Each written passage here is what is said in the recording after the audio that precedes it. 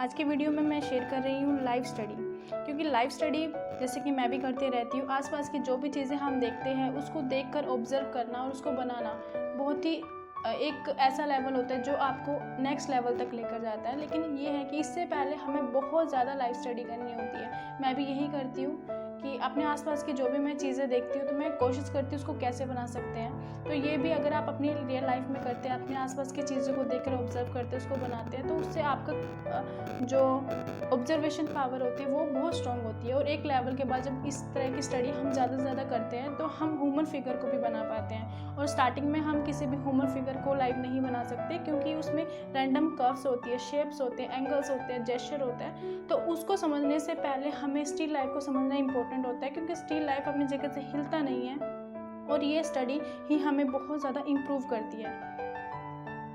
तो आज की वीडियो में मैं यहाँ पे ऑल वर्क कर रही हूँ और यहाँ पे कैसे हम सिर्फ स्ट्रोक्स में काम करते हैं बिना लेयरिंग का यूज़ करें। तो आज इस चीज़ को समझते हैं। तो अब कुछ पॉइंट्स आपके साथ शेयर कर रही हूँ, तो अब स्टार्ट करते हैं। तो ऑलरेडी मैंने यहाँ पे ड्राइंग पहले से निकाल ली है, क्योंकि हमारा जो वीडियो है वो ज़्यादा लंबा ना हो, इसलिए मैंने ड्राइंग का पार्ट स्किप किया है।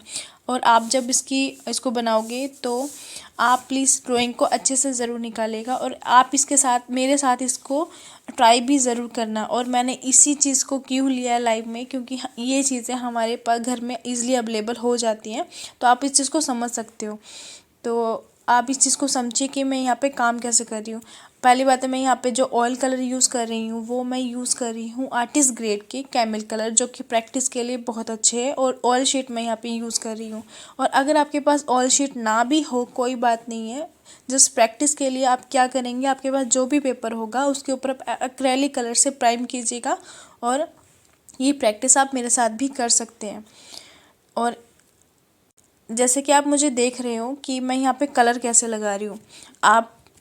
हम जब क्विकली काम करते हैं लाइव, तो वहाँ पे ये नहीं होता, हमने लेयर यूज़ करनी होती है। हमने जस्ट वहाँ पे कलर को समझना होता है कि कौन सा कलर कहाँ पर लगा हुआ है, मीन्स कहाँ से लाइट आ रही है, कहाँ से शेडो बन रही है, कहाँ पे कौन सा कलर है, कहाँ पे कितना डार्क है, कहाँ पे कितना लाइट है, कहाँ पे मीडियम टोन है। तो ये चीज़ समझना होता है, सिर्फ उस कलर को बनाकर वहाँ पे अप्लाई करना होता है। और कलर कैसे बनाएंगे, जैसे कि एक जो मैंने बॉक्स लिया है, इसमें चीज़ों की रिफ्लेक्शन पड़ रही है आसपास की।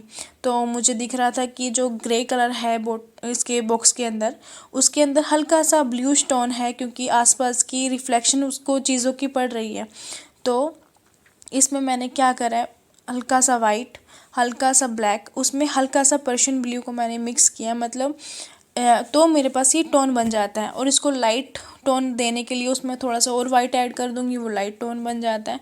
तो इस तरह से मैंने 3 कलर इसमें बनाए हैं, dark colour, medium and light, और उसको ही इस बॉक्स में मैंने अप्लाई किया है। तो हम किस तरह से कलर को समझते हैं कि उसमें कैसी टोन आ रही है, तो ये चीज़ें हम जब कलर को मिक्स कर दे दूसरे कलर में, तो तब एक्सपेरिमेंट के बाद ही उस चीज़ को समझ पाते हैं। लाइक जैसे कि ग्रे में हल्की सी ब्लू टोन है, तो मैंने ब्लू को ऐड कर लिया। तो इस टाइप से जब हम कलर को समझते हैं और उसमें मिक्स करके देखते हैं, तो वो चीज़ें तब हम समझ पाते हैं। तो आप भी जब इसकी प्रैक्टिस करोगे तो इस चीज़ को आप और अच्छे से समझ पाओगे। तो इस चीज़ की प्रैक्टिस ज़रूर कीजिएगा। तो आई होप कि आपको थोड़ा सा क्लियर हुआ होगा कि किस तरह से हम स्ट्रोक्स में काम करते हैं और किन बातों का ध्यान रखते हैं कि हमने यहाँ पे कोई डिटेल नहीं ऐड करनी होती है। हमें लगता है ऐसे कि सामने वाले ने डिटेल की है, लेकिन एक्चुअल में वो डिटेल होती नहीं है, वो सिर्फ स्ट्रोक्स होते हैं। तो इस टाइप से हम जब क्विकली काम करते हैं तो हम अपने वर्क में 3 डायमेंशनल वो इफ़ेक्ट ला पाते हैं। तो इस टाइप की स्टडी जब हम करते हैं तो हमारा ऑब्जर्वेशन बहुत स्ट्रांग हो जाता है, क्योंकि इस तरह की स्टडी में हम आसपास की जो भी चीज़ें देखते हैं उनको ऑब्जर्व करना सीखते हैं। और उनके ऑब्जर्व करने के बाद जब हम उसकी ड्राइंग निकालते हैं, और ड्राइंग का पार्ट बहुत इंपॉर्टेंट होता है, इससे हमारी ड्राइंग भी इम्प्रूव होती है। और ड्राइंग के बाद अगर आप शेड्स भी ऐड करते हो, लाइक आप ब्लैक एंड वाइट भी बना सकते हो, आप कलरिंग भी कर सकते हो, जैसे कि मैं यहाँ पे कलरिंग कर रही हूँ। तो सबसे मेन चीज़ें ये होती है कि ऑब्जर्व करना, ड्राइंग पे काम करना, और कलरिंग जब आप करते हैं तो शेड्स पर ध्यान देना। शेड्स मीन्स वैल्यूज़ होती है लाइट टू डार्क के बीच में जो शेड्स आती है। तो इन शेड्स को जब हम समझते हैं और इन शेड्स को समझकर उसको कलर को बनाकर हम अप्लाई करते हैं, तो वो वर्क अपने आप ही 3D बनता जाता है। तो ये ज़रूरी है कि हम अगर कलरिंग करते हैं तो उन शेड्स को समझा जाए, उन शेड्स को क्विकली वहाँ पे हम अप्लाई भी कर सकते हैं और उन शेड्स के कारण ही आपका जो वर्क है वो 3D बन पाता है। तो लाइव स्टडी में हम ऐसे ही काम करते हैं। और ऑल वर्क जैसे कि मैं यहाँ पे कर रही हूँ, ओनली स्ट्रोक्स में हम क्विकली लाइव वर्क बना सकते हैं। तो आप इस चीज़ को भी अप्लाई करके देखना कि जो भी आप सामने चीज़ें देखते हो तो उसको ऑब्ज़र्व करो, उसको शेड्स को समझो और शेड्स को वहाँ पे अप्लाई करो, तो वो वर्क अपने आप ही 3D भी बनता जाएगा।